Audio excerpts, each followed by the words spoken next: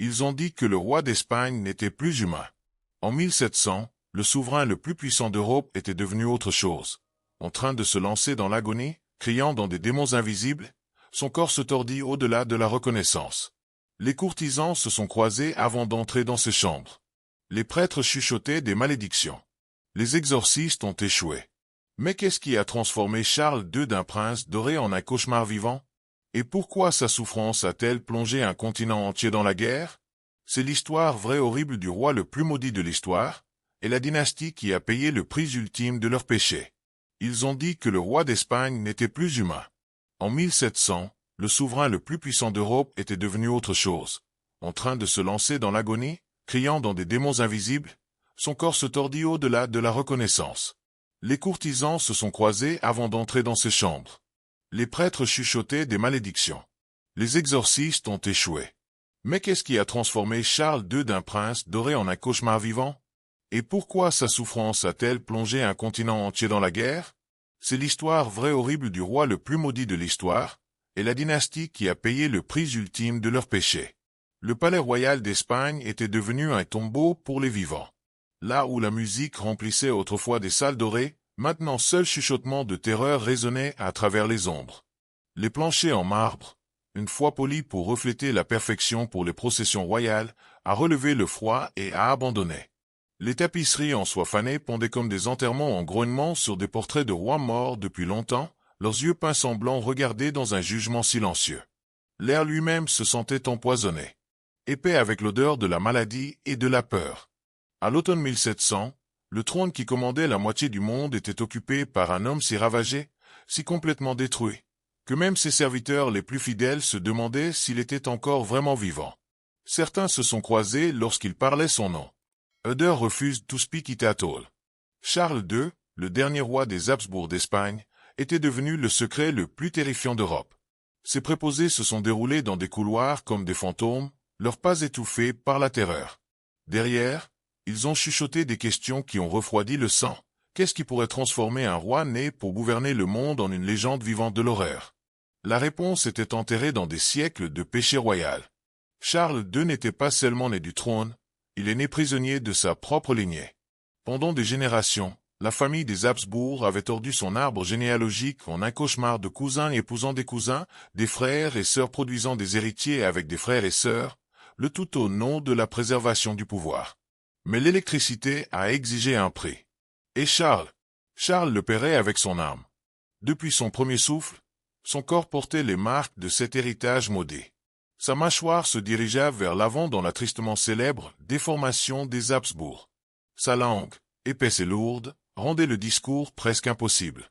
Ses membres tremblaient de faiblesse qu'aucun médecin royal ne pouvait expliquer. Mais ce n'était que le début. Les serviteurs ont chuchoté que la nature elle-même se vengeait.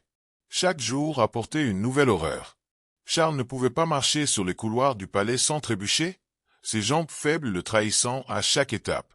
Le prince doré pour lequel le royaume avait prié était devenu une ombre, une chose brisée que les nobles ont tenté de ne pas regarder lors des cérémonies de la cour. Mais les déformations physiques n'étaient que la surface de quelque chose de bien plus sinistre. Derrière des portes fermées, les rumeurs ont coupé plus profondément que n'importe quelle épée.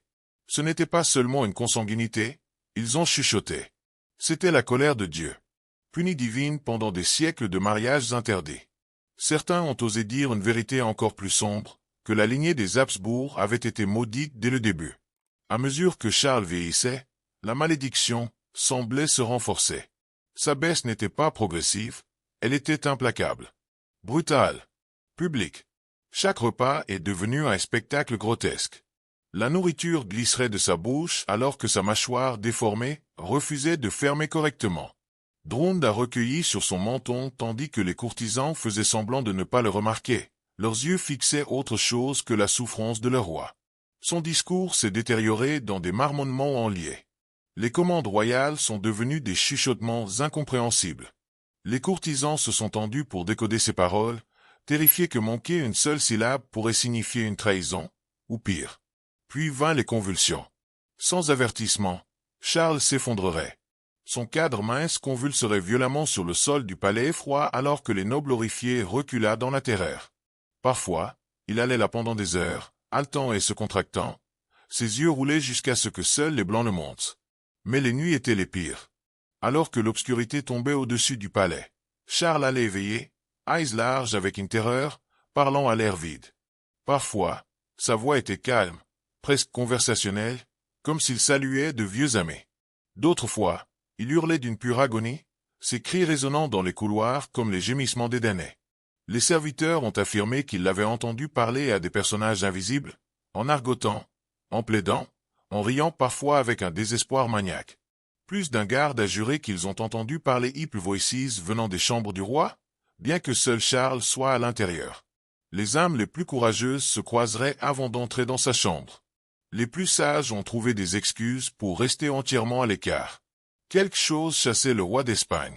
Et ça se rapprochait. Les médecins royaux, parmi les hommes les plus confiants d'Europe, ont été des témoins impuissants de l'enfer sur terre. Leur remède ne signifiait rien. Les herbes, les purges, les saignements et les potions exotiques de terre lointaine, tout inutile contre tout ce qui consommait Charles de l'intérieur. Ils ont regardé avec une horreur de plus en plus que leur roi glissait plus loin du monde des vivants, leurs connaissances médicales s'effondrent comme de la poussière dans leurs mains. Les prières ont remplacé la médecine.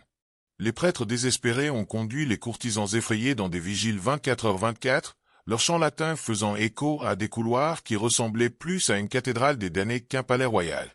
Mais avec chaque nouveau symptôme, l'espoir est mort un peu plus. Lorsque la médecine terrestre a échoué, le tribunal s'est tourné vers le surnaturel.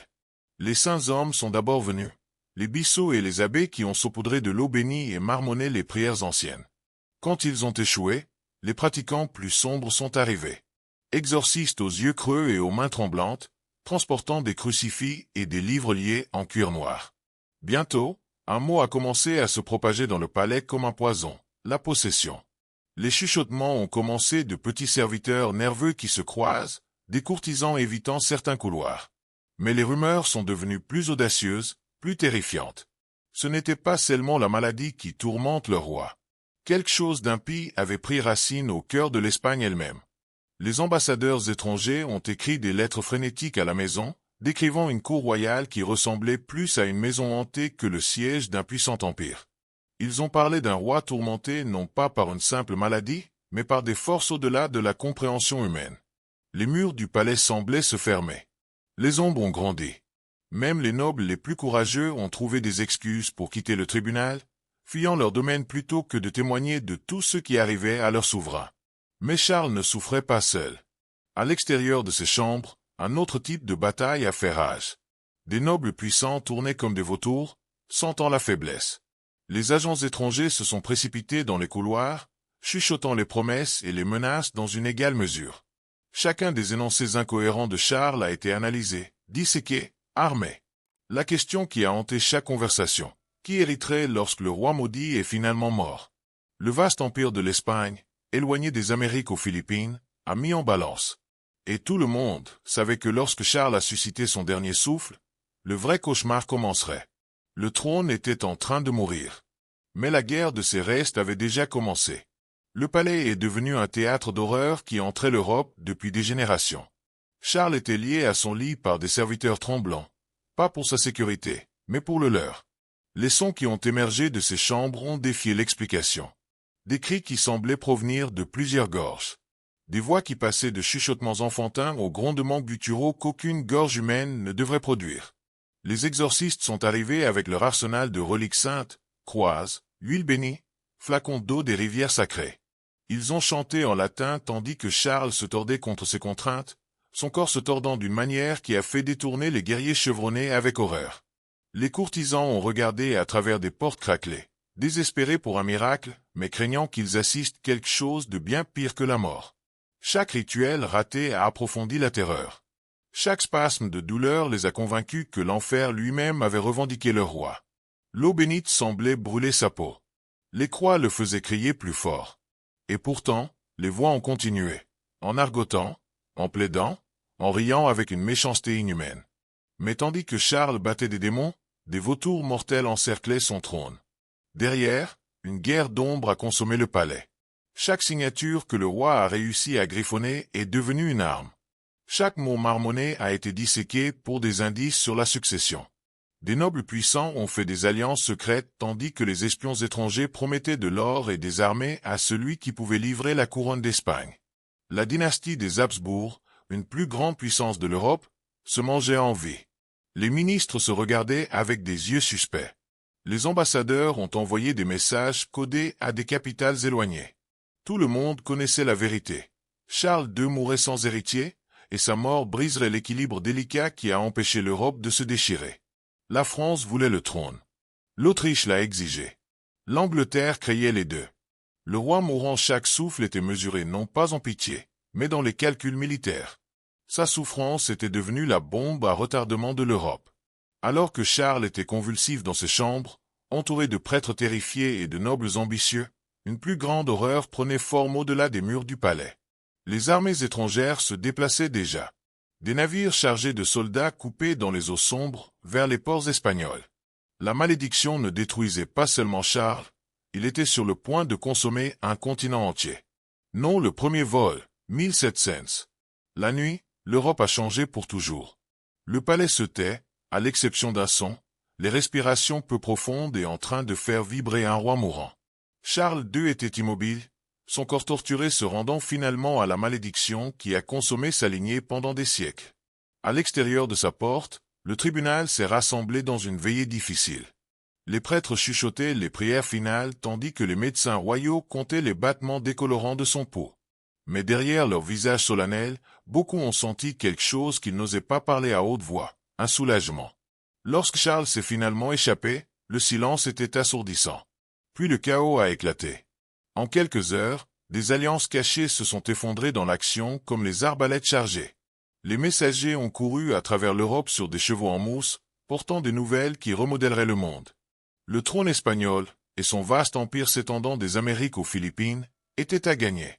La guerre de la succession espagnole a explosé à travers le continent comme une traînée de poudre. Le Sun King France, Louis XIV, a revendiqué le trône de son petit-fils. Les Habsbourg d'Autriche ont exigé leur héritage légitime. L'Angleterre craignait la domination française et mobilier sa marine. Les petites nations ont choisi des côtés ou se sont retrouvées écrasées entre les grandes puissances. La mort horrible de Charles était devenue le match qui a allumé l'Europe en feu. Les champs de bataille trompaient de sang de Madrid à Vienne. Les villes assiégées, les dynasties ont renversé. Les frontières redémarraient de la fumée et du feu de canon. La guerre rage pendant plus d'une décennie, consommant des millions de vies et en faillite des royaumes. Tout cela à cause de la finale du roi maudit. Mais peut-être que la malédiction n'a jamais été vraiment brisée. Même maintenant, des siècles plus tard, les historiens se débattent si Charles II a été victime de consanguin royal ou quelque chose de bien plus sinistre.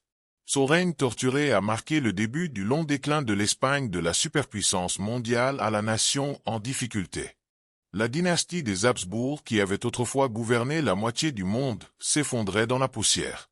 Le palais qui a été témoin de son agonie est silencieux, ses salles résonnant toujours avec des chuchotements de ce terrible automne lorsque l'Europe a appris une vérité terrifiante. Pas de couronne, pas de fortune, aucun pouvoir ne peut vous protéger des péchés de votre sang.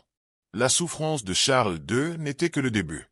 Sa malédiction de la mort entrait l'Espagne pendant des générations, un avertissement que même les empires les plus puissants peuvent tomber lorsque leurs fondations pourrissent de l'intérieur. Le roi maudit était enfin libre. Mais son royaume paierait le prix pour toujours.